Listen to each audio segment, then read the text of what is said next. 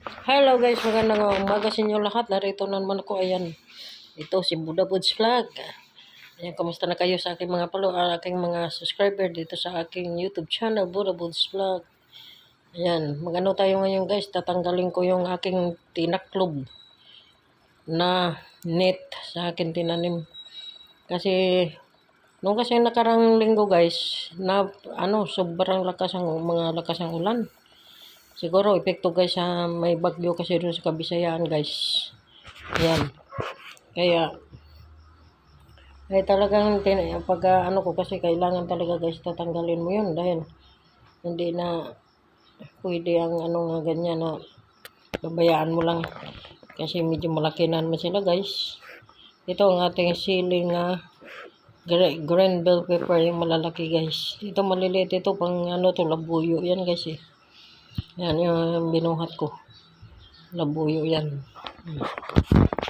Ayan, ito ang natin yan. Ito na lang yan guys. Kailangan kasi nandyan yan din natin itanan na yung mga ating kalabasa. Tsaka doon sa kabila may upo din doon. Nagbunga ng ating ampalaya. Ampalaya naman guys. Inano ko, kumbaga sa marami siyang bunga. Ano ko guys, isa pa lang ang lumaki. Maliliit pa yung iba. Una kasi yun guys na sumulo yung kanyang bunga. Ayan. Yan, marami akong guys, mga tanim dito nga aking may sitaw. Kaso lang nung nakarang linggo kasi guys, nako, kasagsaga ng sobra talagang lakas ng mga ulan paggabi. Kaya ang ginawa ko, tinakloban ko ng net guys para hindi direct ang tubig doon sa kanilang mga puno. Yung kasi medyo maliliit, kabababa ko lang guys, galing sa aking pinulaan na paso. Kaya hindi siya pwedeng ma-direct talaga sa malakas ng ulan. Inano ko ng net, ayan. Medyo sige naman din ang init ngayon guys, hindi na siya nag-uulan-ulan.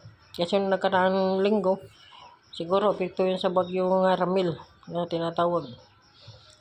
Galing doon na kasi guys, doon sa nakasagsaga ng talaga.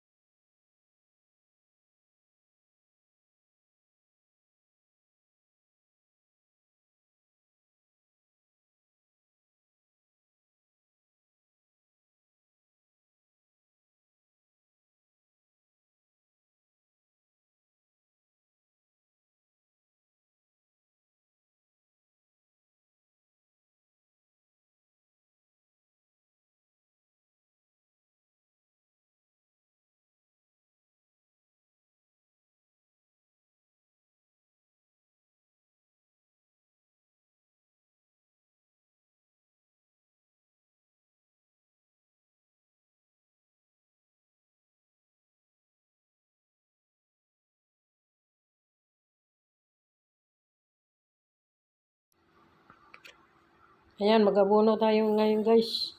Buhanuhan natin ang ating mga sili. Yung green bell pepper. At saka ang ating mga lahat na yan nandyan guys.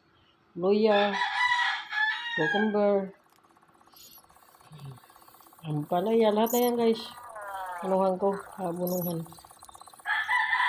Yan, para naman maglaki yung kanila, maglalaki sila agad at maganda ang kanila. Hey guys, ayan, tapos na tayo guys. Maraming salamat. Huwag kalimutan mag-subscribe dito sa aking YouTube channel, Buddha Buds Vlog. Maraming salamat. God bless us.